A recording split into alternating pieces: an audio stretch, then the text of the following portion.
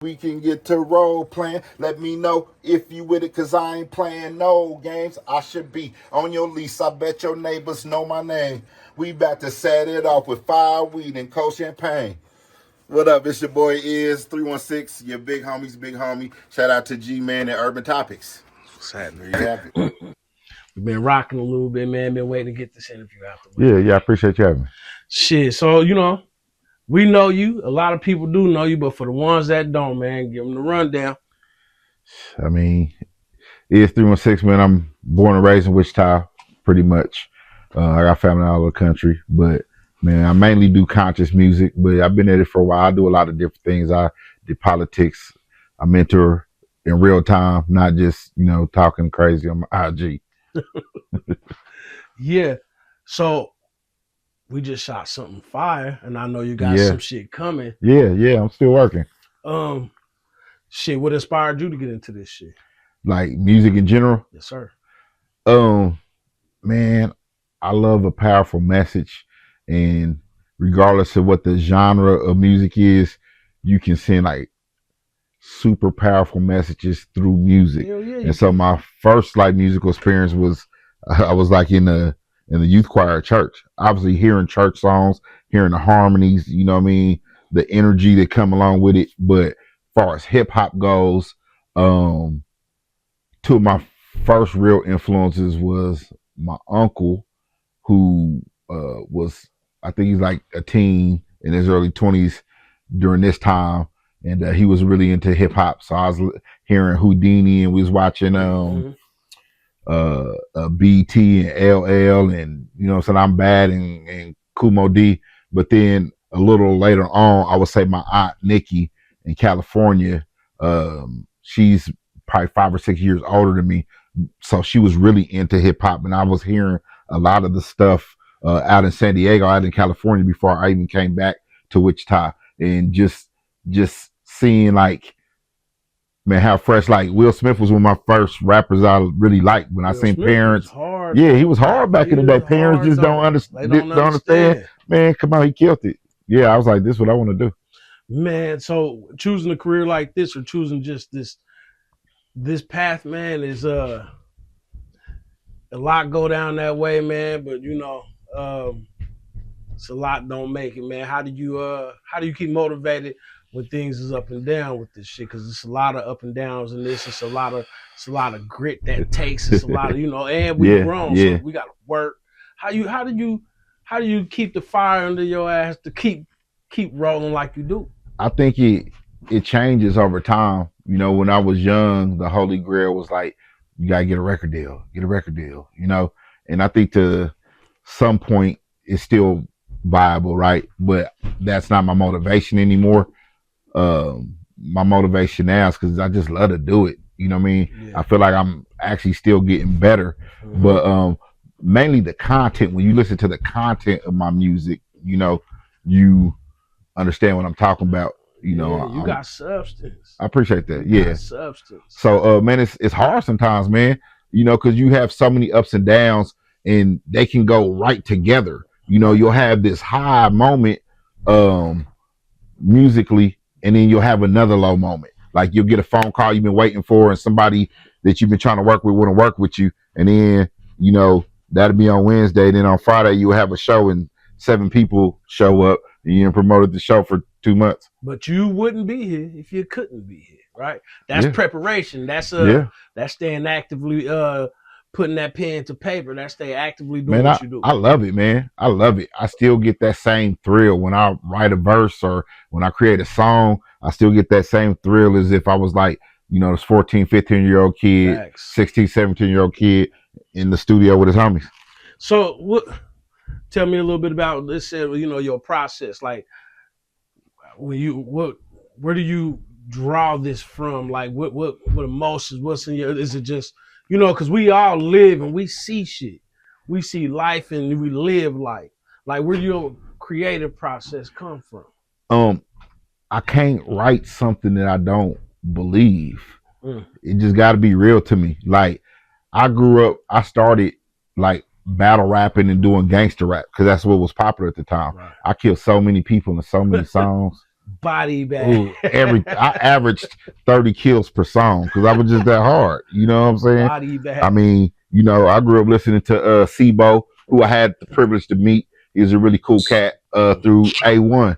You know, he introduces, but I kind of got off topic a little bit, but you know, I started off doing that, and then when I started hearing the impact, one of my earlier influences too was Ice Cube, and so when you a third, fourth grader listen to Cube and he talk about, you know, America's Most Wanted, and you know, you listen to Gator Boys, you know what I'm saying, in their first album, I ain't going to war for no talking president. Y'all might not know about that. You know what I'm saying? Shout out to my homie Don Menace. He used to be on Rap a Lot. Little side story, me and Don Menace did a song together, and I went out to Cali, and he actually called Face on the phone, and he was like, Brad, remember my homie from, that's what he called him. So I was like, oh, Brad, okay, we on first name basis, right? Yeah. You know, Face is a legend to me, you know what I'm saying? And so the homie just called him like that, was like, hey, remember my homie from Kansas I told you I did a track with? He was like, yeah. He's like, yeah, man, that cat got a distinctive voice. So to hear Face say that about you, man. So to clear me up, because I don't know who the fuck Don Menace is. Like, educate me. So yeah, shout out to the homie Don Menace, man. He used to be in Menace Clan, which was a group that was signed to Rap a Lot. And if I'm correct, he was also Scarface's hype man for a while, but he's from LA. And so that's my guy. You know, I recognized him from back in the day, and we kind of developed a relationship. And so I told him, if you know you ever come through Wichita, pull up on me, and he did. He from Cali? He from LA. Yeah. Yeah. And so he pulled up on me. Man, we chopped it up in the studio all night, recorded the track, woke up, and he took off. But we stayed in contact. And so we were gonna shoot the video for the song in LA. And I went out there and we hung out. You know what I'm saying? We was all in LA. I went to Nipsey's mural was shortly after that, I think. And, you know, he's a Main Street.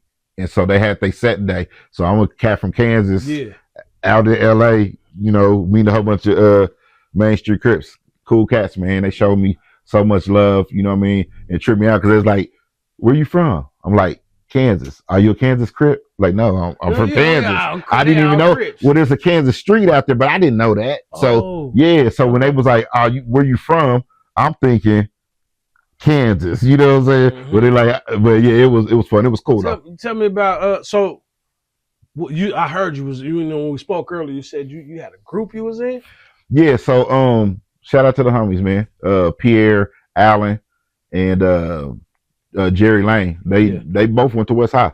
And so we had a group called the Block Stars. We recorded a album called Hip Hop for Dummies.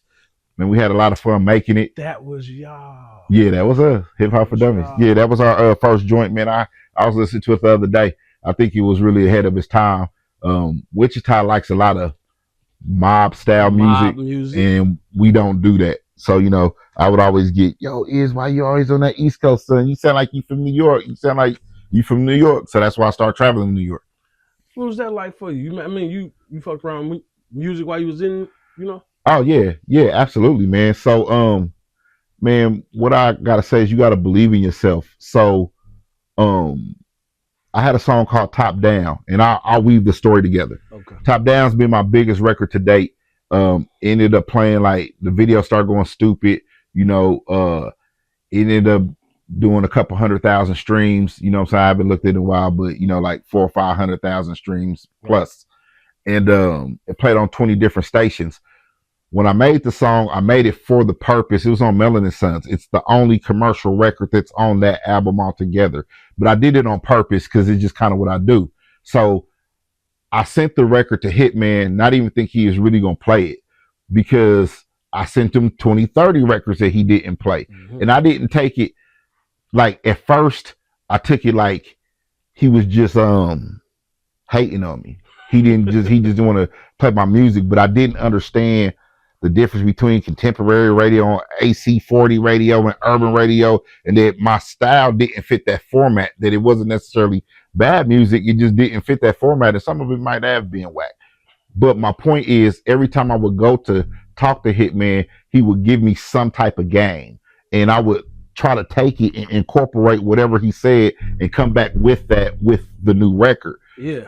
Over time, what happened was it made me a very polished artist. So there was a lady that I met on Facebook. Her name skips my mind right now.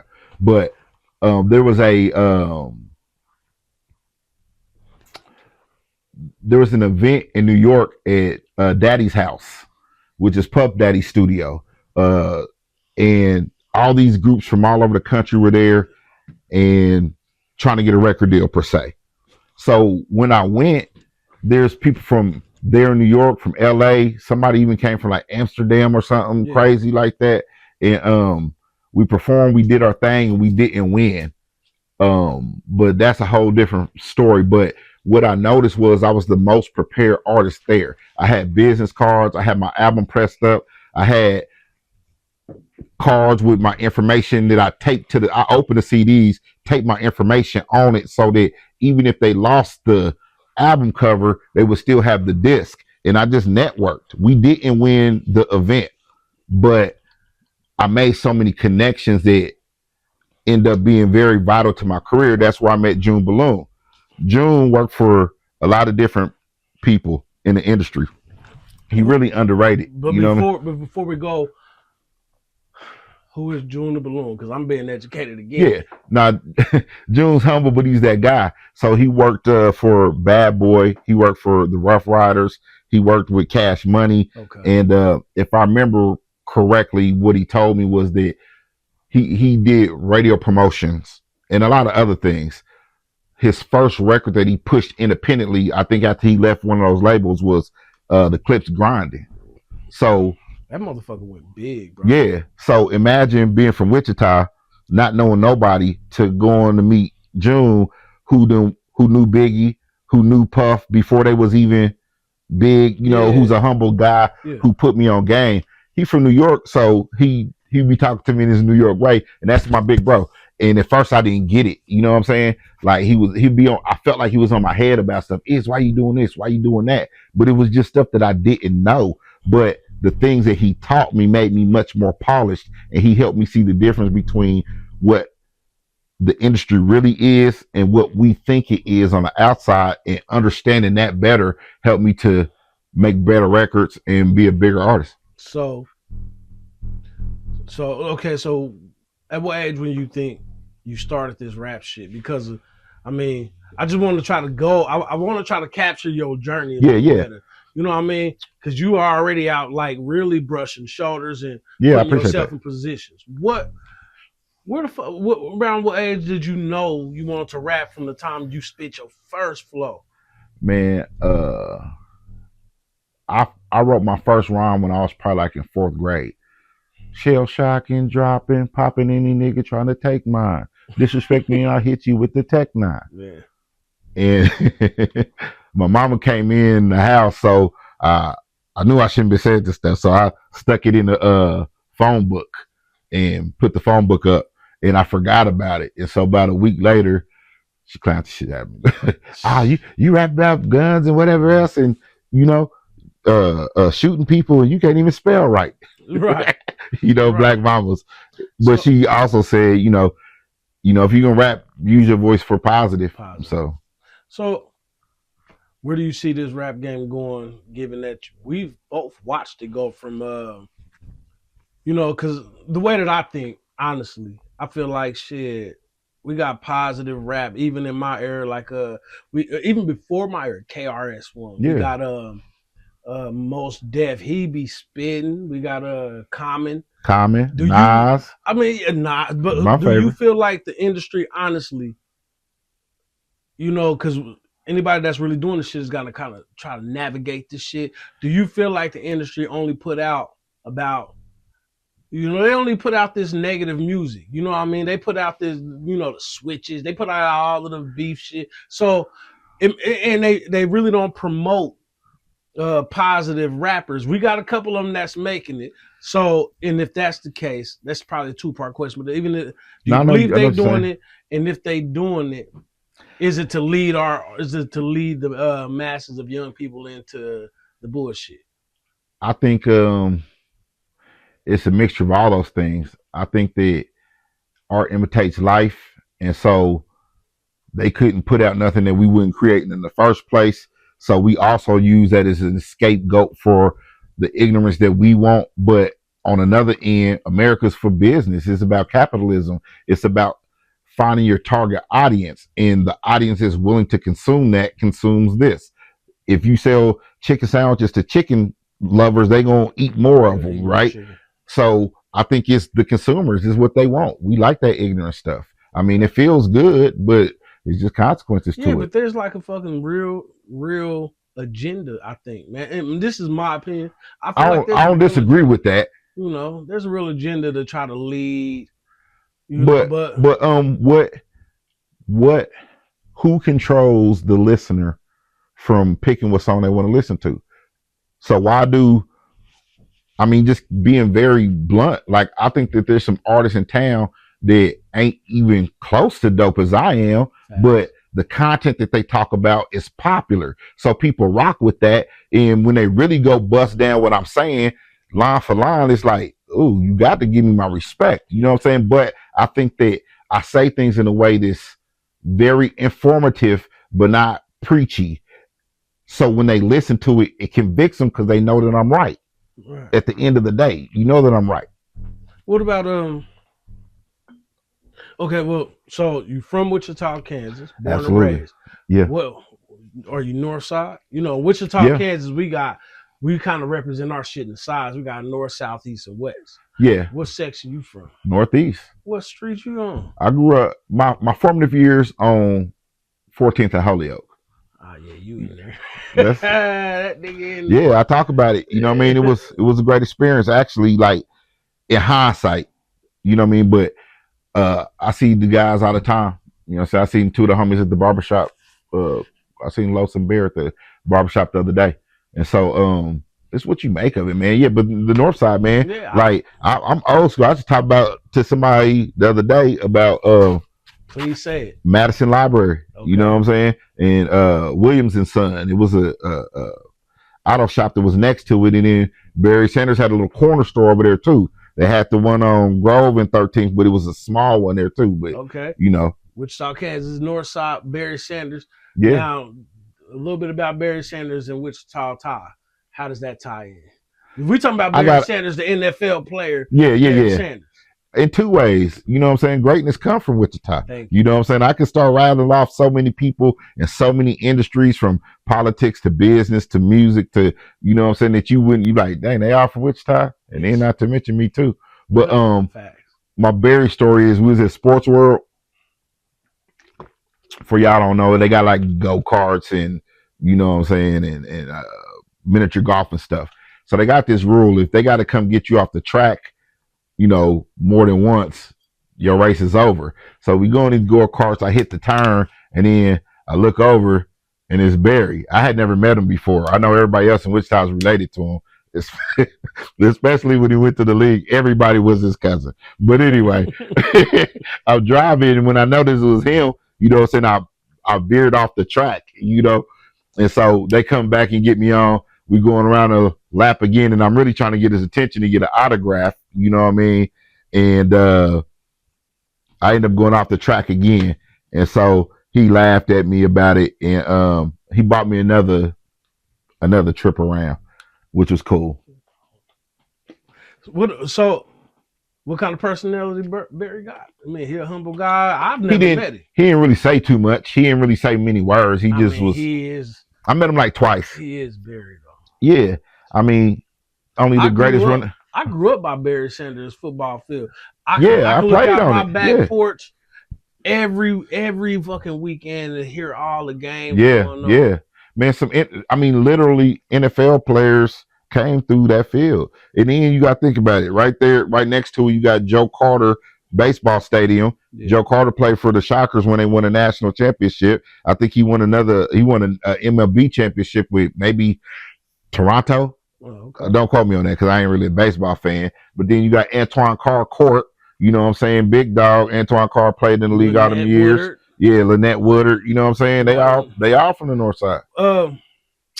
So what about Wichita, Kansas, man, because the people that hadn't been here, man, they might think this is some sticks and some trees and all that, but we get people come down here. Honestly, I'm gonna put it out there. I hear Jay Diggs got a yacht that I mean here. You know what I mean? I hear Jay Diggs got some work here with a baby or something here. I mean, have you heard that shit? Man, I wouldn't even begin to know nothing about that, bro. Facts. Okay, then tell me about. I like Jay Diggs though. Jay Diggs is hard, man. I think he fooled some of my partners in Kansas City. Man, Jay Diggs get down through there, man. Jay Diggs doing moving. Ain't that what he said? Yeah. Where he at? Where Jay Diggs at? But another Wichita, Kansas thing, we got Twan Sack. Yeah, shout out to Twan. Shout out Twan Sack. But the young niggas will never understand catfish. Yo, swear to God, catfish is whatever happened to that dude, bro. His work ethic was stupid. He was like Wichita's Master P in the sense of how many projects he put out so fast. You know what I'm saying? Man. Like we got catfish. So Pierre Allen Beatsmith, he DJ now. Shout out to Heath Smith. He DJ now. But and he still produce, but that's my guy. We went to the studio one day, and you know, I was young and broke, and so it was like $20 an hour. So we talked in the car. I said, bro, you got some beats? He's like, nah, I don't got nothing on me, but I can make some. I said, okay, cool. While you make the beat, I'm gonna write the song. He said, okay. So he made 2 beats and I wrote 2 songs. He made the 2 beats. I wrote the 2 songs and we recorded them all in an hour. The next week we come back as a sign and say it's $50 to record per hour, whether you got your own beat or whether I make the beat. Right. And this is that the Catfish joint? Mm-hmm. Yeah, man, Catfish was Alpha classic. 13. Man, so right now at that place we got Wichita got a club or a bar, club, whatever, C's place. Yeah. That's the new C's place. So what else do we need to know about Iz316, man? What other, because shit, if you come from my city, to me, you gonna be noteworthy. We gotta uplift us. I don't get, because we go Kansas nigga and Wichita, we gonna uplift us. Who down here have you worked with? Who can you point out to you say, okay, man, look, this person here in the city? Here in the city, okay, that's putting in work for the city. And we got the new generation out right now. You know what I mean? I want to connect with them. You know what I'm saying? With them because I want to give them the game, bro. You know what I mean? Like, our era took it to another level. That I think the cats before us, the game changes. The technology, the way the music is dispersed, and if you're not up on the current wave, you can tend to get left behind. So for those who was on tapes and couldn't move over to CDs, they got left behind. Those who couldn't balance the CDs to the streams, you know, got left behind. It just kind of is what it is. No matter how dope you are, if you still using a Triton, and these cats is using, you know, some program they found on but whatever, they can't get away from the solid ass foundation. No, you can't. But I'm saying though, they still done took what we did and took it to a whole nother level and did their thing. It's some young cats out here who getting bread, who doing their thing, who getting streams, and salute to them. But there's certain things that I wish the other artists, because there are some artists from Wichita who made some moves, but that we didn't groom nobody. Right. You know what I'm saying? We ain't just really embrace them and give them the game, because if we do that with these young cats, man, they'll get back. You know what I'm saying? But I think people scared. And this is okay. So we got the music, man. We got some young dudes that's really hard, and it ain't even only us. Let's just us and the industry, because we got the industry has influence. So we're way out of the era of storytelling, if you leave it to me. Man, you know, we don't get real substance out of a lot of rappers now. Some of them, them young ones got it. I can give I like Big X the Plug. He hard. They just got a different flow. What about straight up Zero? Yeah, I heard you say something, man. Zero. Yeah. So I wasn't a big Zero fan. You know what I'm saying? I'm still not. He has certain songs that I like, but my barber is a huge fan of his. You know what I'm saying? Zero's the truth. But he is definitely a rapper. Now he said something about the police pulled me over and he said he smelled dro. I said I know. He said he was looking for it, and if you find it, let me know. It was hilarious. I was like, okay, you know what I'm saying? But I don't listen to a lot of Southern rap either, though. Yeah, nah. Actually, I don't listen to a lot of rap, but in general, facts. And so what I was talking to Marky, shout out to Marky, young Marky, is when I watched his interview and I learned his personal story, it did make me a fan of his. I don't necessarily go to his playlist necessarily, but if a song come on, I'm more attentive. I'm listening. I'm bumping this is it. Zero we talking about. Yeah. Man, Zero, look, I had Zero's ringtone connected to my baby mama's name. You know what the song? I hate you. No, it wasn't now. Oh, okay. It wasn't now. I know some of the song. I'm gonna tell you exactly how the song started off. I wish you would die. Bitch, I know you had that baby trying to ruin my life. But it's all good. I just wish you would die. Bro, my guy Rich, he rock with him too. He's the first one to put me on him, actually. Zero, shout out Zero. Let's go back to Kansas because that's what we represent. Yeah, so Fat Tone. I know about it's the homie Fat Tone Slash. OG, but that ain't really my genre of music. But I know about them. I know about Russian Roulette. I like Rich. I met Tech several times. Don Juan's one of my homies. My favorite rapper from Kansas City was Lee Joe. I think he passed, unfortunately, you know what I mean? But yeah, you know what I mean? It's another one coming. He been rocking the little young cat Sleazy World. I think he from Kansas City. Seven, the producer who rock with XV, he from Kansas City. Man, I wish I could remember his motherfucking name right now, man. I don't really do too much jeffing. I did we didn't get to, but I'm anyway. So if you leave it to me, I'm gonna start. I got a list. I want everybody to hear the list of Wichita noteworthy people. We got you trying to get me in trouble. I know. We got Young Marky. We got the Cider, R.I.P. Flip. Flip. What about Rod G? Can't leave Rod G is my guy. He mixed and mastered Hip Hop for Dummies. I mean, that's like, my guy. My son love him. You know what I mean? I see him all the time.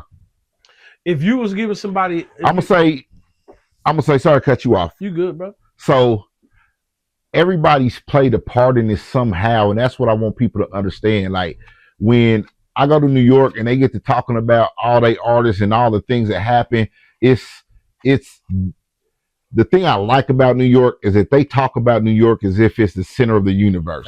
Like you should just know what's going on. Man. That's why it was hard for us to catch on down here because we didn't even understand what the hell they was talking about. You know what I'm saying? We don't know about no bodega. Like when Jay spit that line about a Kansas chicken snack box, I thought he was dissing. You know what I'm saying? But no, there was an actual Kansas chicken in New York.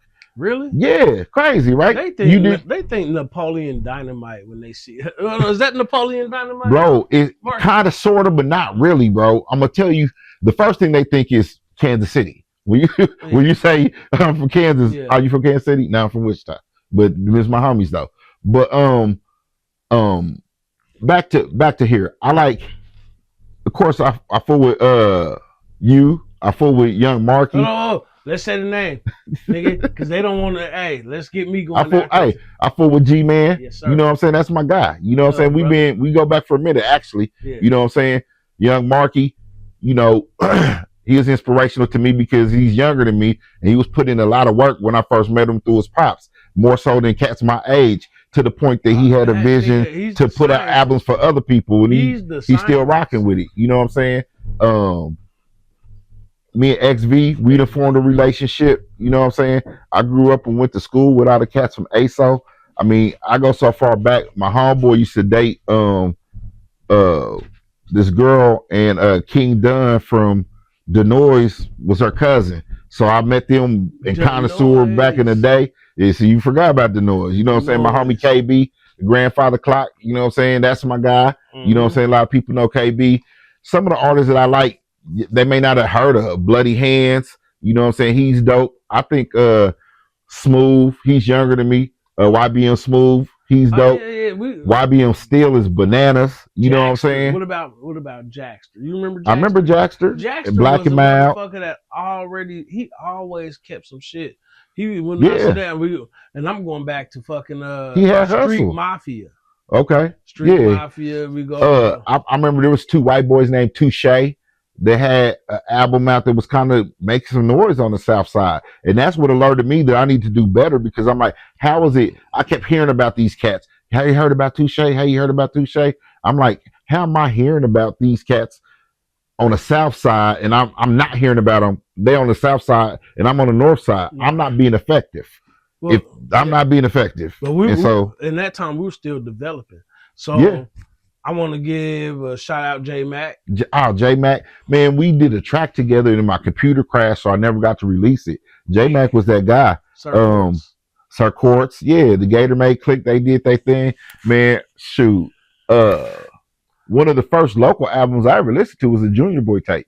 A lot of people don't even remember that. Junior Boy? Yeah, the Junior Boys had a tape. Okay, so let's go. I don't know how it is nowhere else, for one. You know, like any other states. And I don't know who may reach this video. DJ Hard. Junior Boys. What's Junior Boys?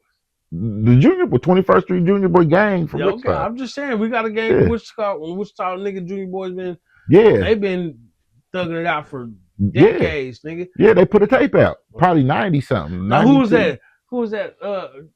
Bo Peep. This life Bo you Peep. Don't get no sleep. Who was that? Bo Peep. You can talk. This is real. I didn't want to be here. Nah, this is real. Like it's between y'all. But this is real. This is gonna be. He said it right. Bo Peep. Yeah. Okay, Bo Peep. They put in work. Gourmet Gang. Yeah. Jamal, who passed, Endo, rest in peace. You know, me and his sister Shower went to school forever. You know what I'm saying? So, that was a tough loss. What else we do? Who's the Rob Wonder? That's my guy. Yeah, you know what I'm saying? Pound Game. I rock with Pound Game. I met PC. Pound Game. And that's the thing, man. I'm not just talking like. There's a difference between the artists that I've worked with and who I like. Right. You know what I'm saying?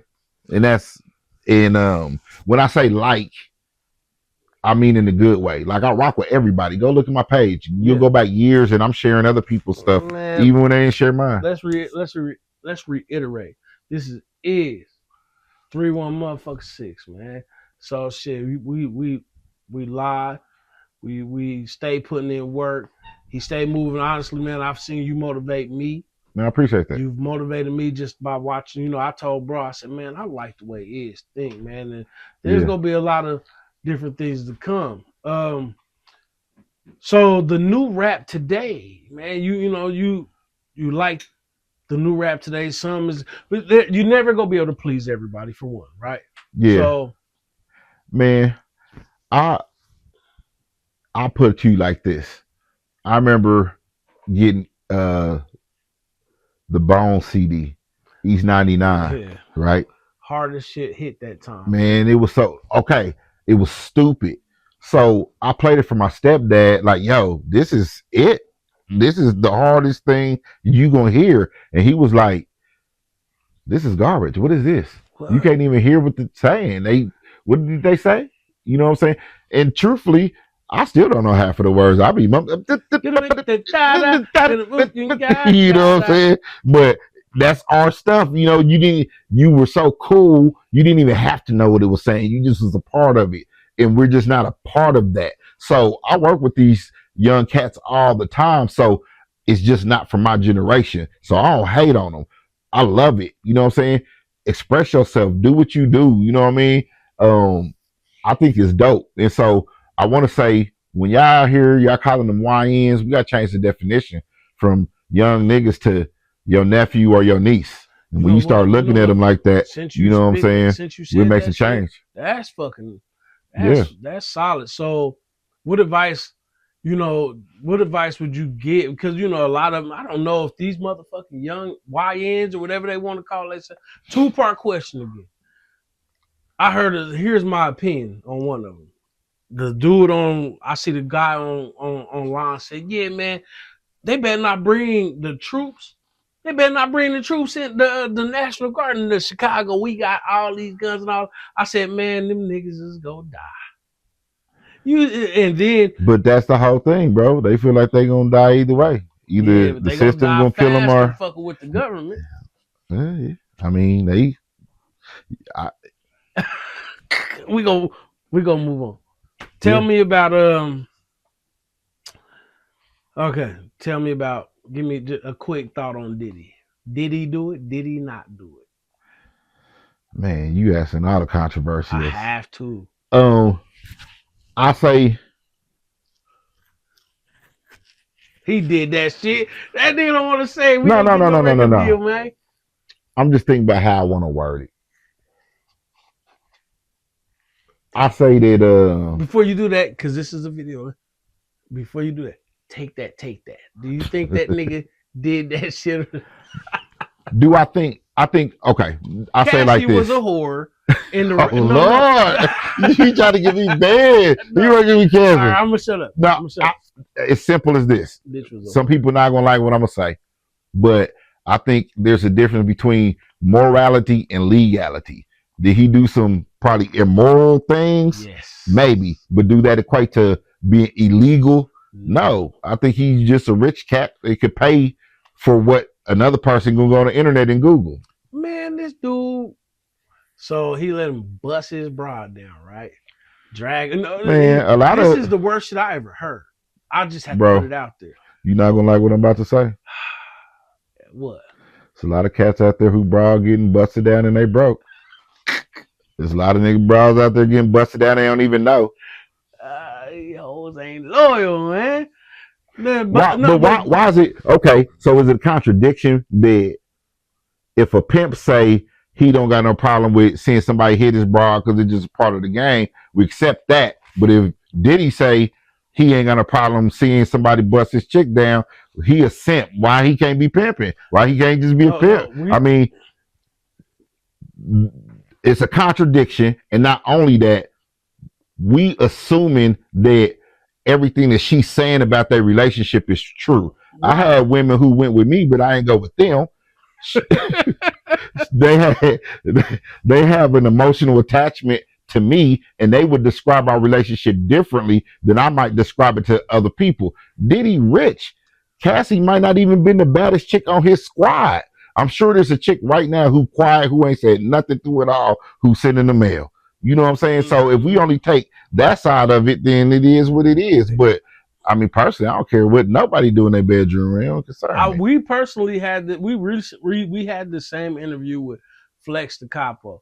He said the same shit. That nigga said, man, personally, whatever you do in your room is your own business. But, yeah, you know, I feel bad for his kids though, man, because nobody want to hear about their daddy. I mean, you know what I'm saying? Your dad's a nasty nigga, man. I'm not gonna say my nastiness because my kids might see the same shit. I would say, I thought I was a freak. I'm like, I'm JV. I'm just basic. Like, I thought I was on level 10. That yeah, got me back 4. I said, say what? Yeah. I thought I was on level 10, man. You know who I do like that people don't? There's another controversial dude. I ain't gonna lie, man. Charleston White. Before we get to Charleston, let's get to Charleston, man. I'm gonna say this. I spoke about June. June worked for Bad Boy. He told me a personal story about him and Biggie, who he know. Anybody know me? My favorite rappers is Pac, Nas, Big, and Jay. I was a big Pac fan during that time. I was not an East Coast music fan. That wasn't what was popular here in Wichita. Everybody was a Pac head. You know, a lot of people don't know about the Bad Boy, you know what I'm saying, Death Row Wars in Wichita. That's a whole different story. But what I'm going to say is when I met June and I heard him talk about Biggie not as this hip hop icon, but as a friend who he genuinely missed, it made me look at the situation a lot differently. You know what I'm saying? It's different when you hear a story versus when you know somebody who is not, you know, like a secondary thing. This man missed his friend. You know, we singing every step we take, but he missing his friend. Yeah, you know what I mean? So it don't feel the same listening to Hit 'Em Up for me. Yeah. Okay. So Hip hop wise, artistically, I get it, but when I look at the end result and think about it, I'm a conscious artist. What I see is a tragedy on a couple levels. Two black men became the demise of each other, and on a selfish level, I'll never be able to do an original track with either one of them. okay. Well, well, let me go to a really petty level. All Did right. that nigga rub? Did he do it? Did he let his girl get bust down, then go in there and lotion up with that nigga's offspring, man? All You I'm saying, wild and sad? I'm just saying, man. I mean, honestly, I'm gonna just put it out there. When they Man. was like, "Oh, you going to Diddy's party?" I said, "Fuck yeah!" You know why? Because Diddy was ordering up baddies from everywhere, and their only job was to come through, do drugs, and do everything I wanted them to do. I ain't got no money to YouTube, can't ban nothing for me. I'm gonna say this because I don't know. This is based purely on my opinion. I think that the behaviors that he was exhibiting were nothing new. He had been doing rich nigga behavior, bro. Well, yes, but I'm saying though, what I'm saying is Puff made a lot of money for a lot of people, so he accumulated a lot of wealth. But having already accumulated wealth and still making it is different. I don't know how many CDs Bad Boys was selling. And I'm not trying to pocket watch. I don't know how much Ciroc or Sean John was selling. So I'm saying those items amassed him money, but that don't mean during that time he made other people money. Once he accumulates his money, he got money, but he not making other people money. So when you ain't making people money, the behavior that once was acceptable ain't acceptable no more. Right? Because now it's like, I got a reason to protect you when you currently putting some in my pocket, but when you ain't putting no more money in my pocket, you a liability at this point. Fact. So let's just get this one question now. Okay. Everybody think it. Everybody really know it. Puff beat the feds to a certain extent, and he got on them white boys' ass with that liquor company for fucking off whatever. I don't know the fucking details. All I got to know is, man, that dude, he bit the hand. And those white boys went over there to them other rich white men and said, look, man, we got to get this nigga. I mean, and they got him. And this is why he's going through this, because if you look at it, fuck it, Hefner. And this is rich nigga shit. It's hard for me to see the difference. This is rich motherfucker shit. Them people that's got money, man, they order up Bro, horses, they fly, and the white boys fly out of town and hump kids. Right now, in real time, it is 9:41 on Friday in Wichita, Kansas. Yeah. And somewhere in Wichita, there's a freak off going down with a person whose net worth is far less than Sean Combs. And they mad at Sean. I don't know. Net worth is bottle of NJ and a couple blunts. I told my homegirl that I think that she was talking about how empowering Cassie was. And I could see it from a certain standpoint. But I also told her that I think that overall, it kind of hurts the cause of women. Mm-hmm. You know what I mean? Because, you know, she wasn't acting in the way, in my opinion, from our culture. She wasn't acting in a manner that would cause a man to want to marry her. Okay. You know, and that's getting absolved. I went to Wichita State, and during my time at Wichita State, the team went to the Sweet 16. This is prior to them going to the Final Four. You know, this is Wichita State D1 school, you know what I'm saying, mid-major, and my guys on the team was getting so much love. It was crazy. Like, you know what I'm saying? But then my guys, so I'm around them, and we on campus and doing whatever else, and I seen just like some of the crazy things that these women would do, especially if there was like they got on ESPN or there's any hint that they might go to the league. And so I'm thinking in my mind, I can only imagine what you're going to do for a man who worth $1 billion. I'll tell you what, I got $1 million. Some of y'all doing strange things for 40. And the government shut down. You might can get it for 35. But here's the thing. They're doing it for vodka and Denny's. That's what they do. I don't know that, but it's funny. It's funny. Man. Shout out my old lady. We both don't. I ain't did nothing. Man, but you know, but no, fuck. You gotta eat the meat and spit out the bones. If all of us had that much, think about if you had that much of your life filmed as much as Puff do. Mm-hmm. You still human. You know what I'm saying? You some stuff's gonna show. But you gotta eat, you gotta, eat the meat and spit out the bones. Especially as a musician myself, there is no denying the impact that Puff had. There's no denying the roadmap that he made, you know what I'm saying, for the blueprint for us to follow, not only in music, but as businessmen. You know how beautiful it is to be in our time, to regardless of how they made it, to say we watched how many billionaires, Michael Jordan, LeBron James, Magic Johnson, Puff, Hove, you know what I'm saying? Like, wow, Oprah, Bob Johnson. Let's fuck them. Let's get back. Nah, bro, are you serious? Yeah, fuck, because they ain't paying us. We trying to get paid. Bro, they got paid already. Nah, that's not true. They not working with the everyday street cat because they not in that business. We don't understand that world. Why? If you the plug, why you gonna be on the corner with a street hustler? Street hustler, that's stupid. You gotta step your game up. You know what I'm saying? You think they want to invest bad money? Cats don't even know what an asset is. If I'm a billionaire, you think I'm supposed to go rock with a cat who got a record deal for $1 million and went and spent $200,000 on a chain? Right, dumb. Come on, nah, he don't know what he doing. I'm not gonna go broke for you. No, and then they get accused of, you know what I'm saying? Oh, they don't ever want to help us. They don't ever want to help us. Like, what are we doing to help them? No. So look, here's how I believe. When somebody get wealthy as a black person, you go broke trying to save the whole black community. Yes. There's a certain thing that's really real. So I explained it to him. I said, man, look, I'm a melanated individual, man, and I love my individuality. I think black folks are so diverse. It's crazy. Beautiful and people, I think man. that we lead the culture in so many things. But here's the one that I don't like. Accountability in niggas.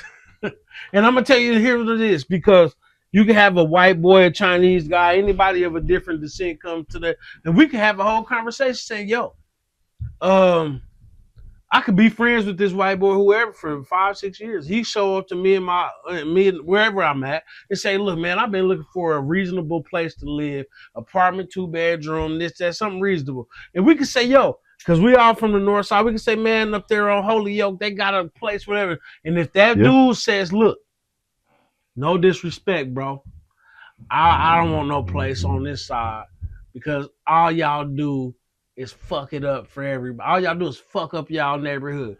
A motherfucker will get more upset that he said that more than the fact that it's true. We'll get mad that he said that, but not mad at the fact it's true. And let's talk about Charlie Kirk.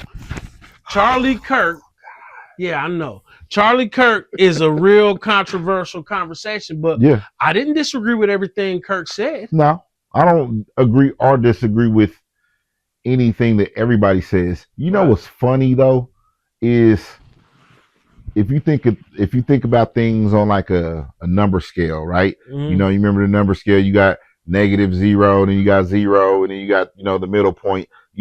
Think about that as energy. The extreme blacks and extreme whites really have the same talking points. Mm-hmm. I want you to go look. They anti-government.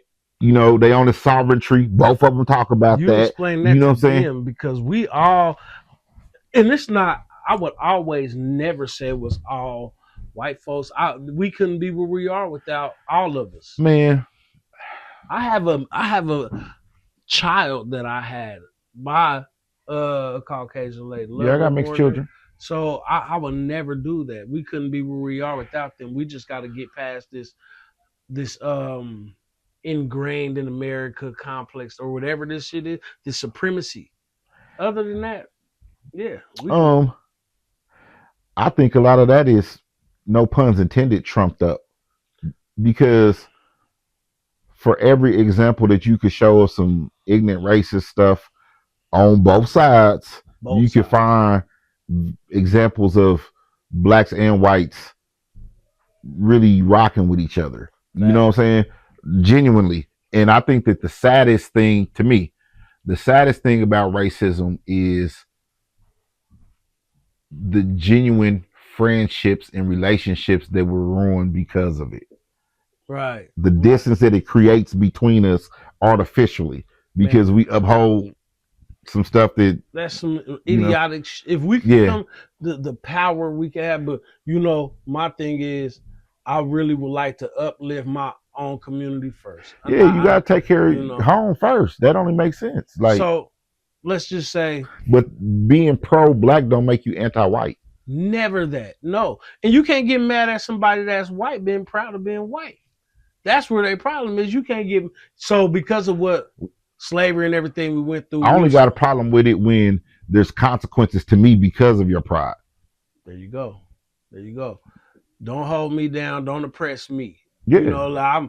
So let's just get back because that's a whole another thing. Yeah. Before we get up out of here, if you was to name some people in the city that you'd want to shout out so the people could actually go check out. This is Iz316 Interview, man. And, Well, first of all, the number one artist I would tell you go check out would be Iz316. Just Google it. You know what I'm saying? How do they come? How give them the handle? Yeah, just the best way to do is just Google Iz316. All my videos will come up, all my interviews, all my articles. You'll see the different people in the industry I worked with, and you'll find new music. You know what I mean? I got a new single role play coming out shortly. Shout out to G-Man, he shot the video. You know what I'm saying? And shout out to Shay, she was in the video. She did an excellent job. I can't wait for y'all to see it. Excellent. I'm open to it. It's kind of hard to name anybody. It just here locally, it gotta be the right person. But I'll say, let me put this out in the universe. Right now, if I said I had like one biggest goal musically, I would like to do a track with Nas. That would be my, shout out Nas. Yeah, man, he deeply influenced me. You know what I'm saying? Like on some homage, respect. Not on no fanboy shit, but especially as a conscious artist. You know what I'm saying? Yeah. He showed me like you can be popular and be dope at the same time. I want to obviously do a track with Hove. You know what I mean? He's still bananas, man. It's crazy. Man. I listened to a new J Electronica. That was dope. You know what I mean? A lot of people don't know one of my favorite rappers is AZ. AZ is dope. Yeah. You know what I mean? And I'm actually a fan of Nori too, from Capone and Noriega. When I was locked up at Topeka, my man was from New York, you know what I'm saying? And he put me up on a lot of music that I had never heard of before, because when I was in New York or when I was in LA, I'd be trying to explain to them, we listened to a lot of different artists that they didn't hear about because it didn't really go past us. You know what I'm saying? Like the West Coast music, it kind of stopped a lot in Wichita, Tulsa, those type of towns. And the East Coast music kind of stopped here too, going back west. So he put me onto Capone and Noriega, the War Report, Mobb Deep. He put me up on a lot of AZ. He put me up on Sons of Man. And that's just putting you together as a and so I'm listening to all this different from what I had been listening to, which was Sibo and Killer Tay. I started listening to Wu-Tang. I still listen to the other stuff, but I started listening, I grew up though listening to Sibo and Killer Tay and Pac and Richie Rich and you know what I'm saying, South Central Cartel and MCA and Desi Lynch and Sick Music, and you know what I'm saying, 40 was huge here in Wichita, 40 still huge. Yeah, but I've also been fortunate, man, to work with a lot of people, that behind the scenes have a lot of stripes. Moby Dick from Beats by the Pound he gave me just so much game. Imagine being able to call somebody who produced so many hits, help with, Beats by the Pound, that crafted the sound of No Limit. Who else I worked with? Shout out to Glasses Malone. I met Glasses through Tech and Chris Calico. Glasses is hard. Yeah, he hard. I got a song with him on his new album. No shit. Yeah. The one that was doing that fuck. I just listened to her. Yeah, The Glasses last is hard. round, switch lane. Anyway. Yeah. Man, he put me up on a lot of game. As far as rappers go, Hitman here put me up on a lot of game. Iz316, he's a guy out of New York. Man, Izzy been in the game for so long. I actually went out to New York to talk to him to play Melanin Sons for me. And what he said was, I gave him a sweater, said Iz316 on it. He said, was that like some, are you a gospel rapper? Was that like Isaiah 3:16 or something? I said, no, I'm from Wichita. Oh, you know Greg. I was like, I knew exactly who he was talking about. Yeah, he's like, man, listen, you got a jewel in your city. You need to go tap in with him. When you get back, take him this record and take him to lunch and play it for him. He's like, there's people out here who would pay him a lot of money for them to consult him, and he in your backyard. You got to take advantage of that. Greg, so, is that Greg the Hitman? Yeah. Okay. So shout out to Iz316.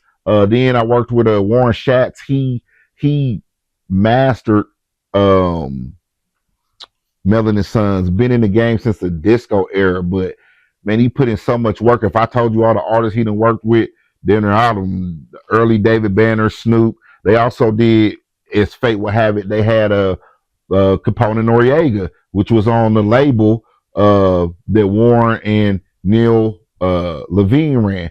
Neil got Grammys, and they've interviewed me and played my music, and it's a lot that people don't know. Well, we definitely go double down on that second interview.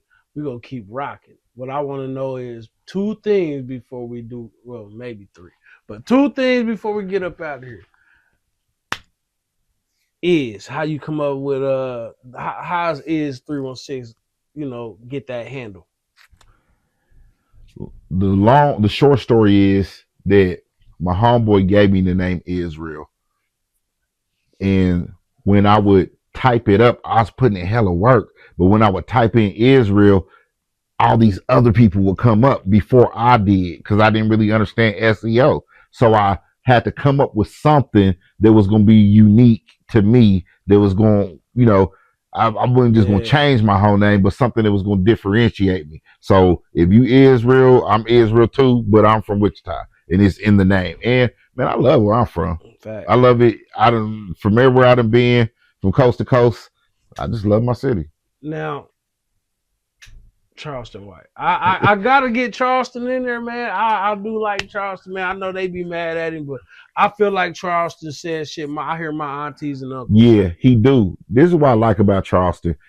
Again, I don't disagree. I don't agree or disagree with anything everybody says. But if you watch TV shows, you see cops and they good cop you, bad cop you. I think we need the token Negro per se. Mm-hmm. He moves in certain rooms that we not equipped to. Okay. Long as his cause is actually for betterment of his community, if he want to do it in a square way, that's fine.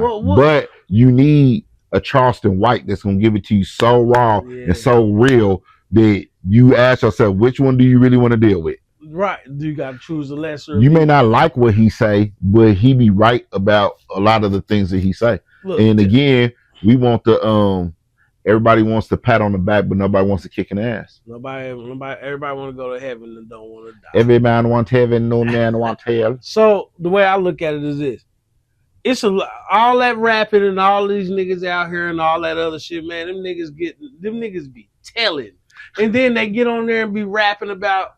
Well, I mean, they be on there rapping and they influence our kids to this bullshit. Yeah. And they be so fucking, and they get on there and they get telling, and and then the whole thing I don't like about some of the community with this bullshit. Everybody didn't sign up for that fucking code, nigga. You niggas got in gangs and wanted to gang bang and shoot up, sell drugs. That's your life, and I understand that. Yeah. But that man that go to work over there every day, 9 to 5, raise his kid, try to speak positivity, and then if you young motherfuckers shoot up a house broad daylight, and when he goes and give a description of you motherfuckers, you like, oh, he a snitch. Nah, nigga, you stupid. You got caught up in that shit. Wichita, Kansas has got so many shooters. We got the Carr brothers. Yeah. But when it comes to that, I think there's 3 levels to it, right? There's the true civilians, the tuners, and then the gang members. A tuner is a turned up non-affiliate, right? What? They not a part of a gang, but they still got their feet in the street. You guilty too, because even though you ain't claiming that, you still a part of it. So they can't claim civility or I'm a civilian. If you a civilian for real, you know what I'm saying? Then yeah, that don't apply to you. But if you a banger or you an affiliate, you in the mix is what comes with it. You can't be like, oh, I'm kind of in the pool. I'm kind of swimming. No, I only swim sometimes. Nope, nigga, you out. Man, sometimes I feel like the worst name I could have picked was Israel, because being real ain't always convenient. Being real means you gonna maintain your character position even when it ain't favorable for you. Integrity, baby. So before we get out of here, man, if you it ain't always convenient to be real. If you want to give shout outs, bro, or any way for everybody to reach you and what to be looking out for from Iz316, man, let it be known now, and we're gonna get back at you with the second interview. So I want to say, man, thank you, G man, for having me. You know what I'm saying? Shout out to Young Marco. We at the studio. You know what I'm saying? Now I'm letting us STE. You know what I'm saying? I've been asking that nigga for a shirt for a while. Hey, you know what? There's one person I'm gonna name. Let me say this before I go. There's one person I'm gonna name in the town that go harder than anybody. Always rapping, always supporting, always showing love to everybody for every reason, and that's my nigga John Doe, man. Hey, he don't get the respect that he deserves just on the love that he give, and not only that, he's Wichita's hip hop historian. Man, more so than anybody. He got an archive. We really should be trying to figure out how we gonna, ensure and back up all of the music that he has. He has pound for pound the biggest database of Wichita artists ever. Shout out to him. We don't give John Doe a lot of them. And he got a new album coming. John Doe always keeps shit coming. The thing is, John Doe don't get the credit he deserves, because John Doe he puts on for the city, and that motherfucker show love to everybody. Like, nigga, when my birthday came along, nigga, he throwing it on Facebook. Man, happy birthday, giving shots out to everybody. So when John Doe pop up, man, you share John Doe, fuck with John Doe. Hey, shout out to my nigga Crust, man. You know what I'm saying? We go back. You know what I'm saying? Me and his brother, we go back. We know legal names. You know what I'm saying? Yeah. Actually, my sister is actually his cousin. You know what I'm saying? I think if I remember right, my sister's mother and his mother are sisters. Shout out to him. You know what I'm saying? But man, I say it costs you nothing to support. Just go play me. But I got a new song, Role Play. And I say this. It's different from the records that I normally make. I have fun saying it, but I have fun making it. But I say that I got my slogan. My name is Iz, and I want to be your favorite rapper. The reason why I say that, man, is because shit, I want to be your favorite rapper. But man, I feel like me and the artists that I'm surrounded around here, I'm the artist you would want to get on, because I'm gonna handle business, and I'm gonna bring that light back to the town. Whatever you doing, whether it was music, if you from my city, I mean the name is in my name. You know what I'm saying? Thank you for having me, man. Shit, you don't get Wichita without it. Is real, nigga. Now, one thing I do say we do got better is we got a better DJ, man. I ain't knocking Hitman and other than that. I did see him in there doing some weird stuff. All I'm saying though is this: we got a new DJ. And he had me turned up. I don't fuck with the deserves what he getting, bro. I don't fuck with the radio. Cadence is dope, but that don't. You can love Kobe and Jordan. Yeah. Bro, Greg put in 40 years he did of being not number one station in Wichita, but one of the number one stations in the nation. Hey man, and I don't want to downplay his accomplishments. Target audience. I'm just saying, I like the DJ now. There's nothing wrong with it. Was Greg, and I'm trying my best to leave it at that, because Greg was Greg, but we got Cadence, and I was rocking early. No, Cadence, man, I seen somebody walking down the street dancing. I just talked to Cadence the other day. He said, "God, one of my favorite beats from the city came from Cadence. He made it for Courts on this album, Gunsmoke. That beat was crazy. I was like, Cadence. okay, Shot the fuck out. yeah, Cadence, and he's man, good keep at what he rocking. does. Shout out to Carla. You know, again, man, you can love Kobe and Mike. Yeah. Oh yeah. So man, it was dope catching up with Iz316, Man, appreciate you, man. And we all looking for that role playing. I mean, Yeah. I just have the privilege of being able to shoot the shit and being able to watch how it come together. And they can catch you on all platforms. Man, I'm on Instagram. I'm on Facebook. I'm at your mama house. I'm at your cousin's bar mitzvah. I'm at the Tupperware party with your granny. And I'm really the sexiest rapper there is.